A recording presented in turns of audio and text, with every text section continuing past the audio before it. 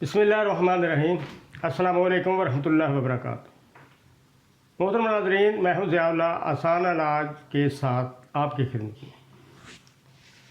आज से तकरीबन 10 साल पहले की बात है कि एक बच्चा पढ़ने के लिए आया करता था।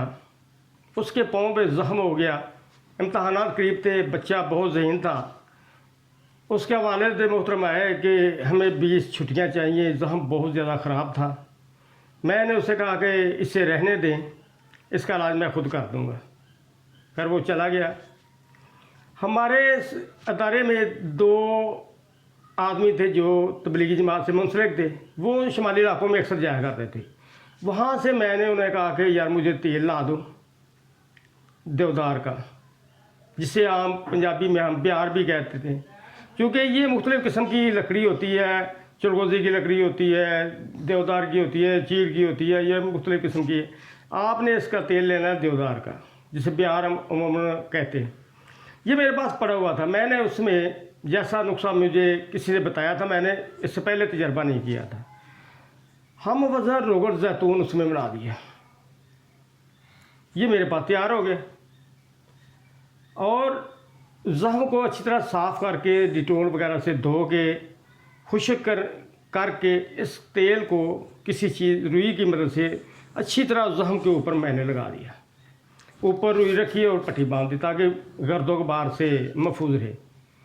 बच्चे को रोज़ाना उसका वालिद मोटरसाइकिल पे ले जाता और छोड़ जाता। तीसरे चौथे दिन बच्चा पैदल आ गया। इतना बेहतरीन है क्योंकि हर गर्द में ज़ख्म हो जाता है। ज़ख्म ताज़ा हो चाहे पुराना हो, शुगर का हो या जिसमें ज़ख्म बढ़ते बढ़ते आगे चला जाता है, किसी भी किस्म का हो। अगर डॉक्टर कहें कि इसकी टांग या पाँव या उंगली कटा दो, कटाने से पहले इसे ज़रूर इस्तेमाल करें। हर घर की ये ज़रूरत है।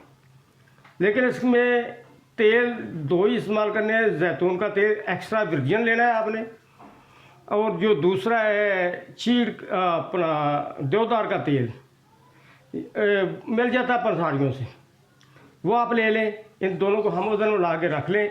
बहुत आसान चीज़ है।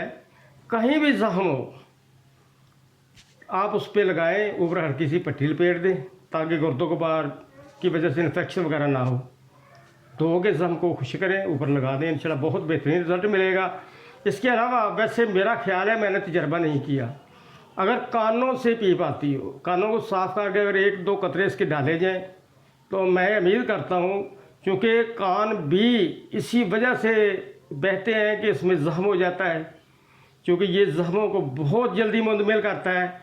उम्मीद है कि इंशाल्लाह बहते कान भी चंद दिनों में ही ठीक हो जाएंगे।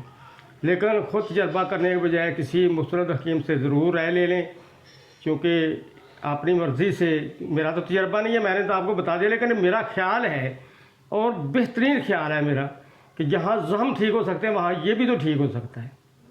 तो इसे बनाकर घर में रख लें, बहुत अच्छी चीज़ है। तो आप नेक दुआओं में मुझे भी, मेरे ख़ानदान को, दोस्तों को याद रखें। अस्सलामु अलैकुम वरहमतुल्लाहि वबरकातुहू।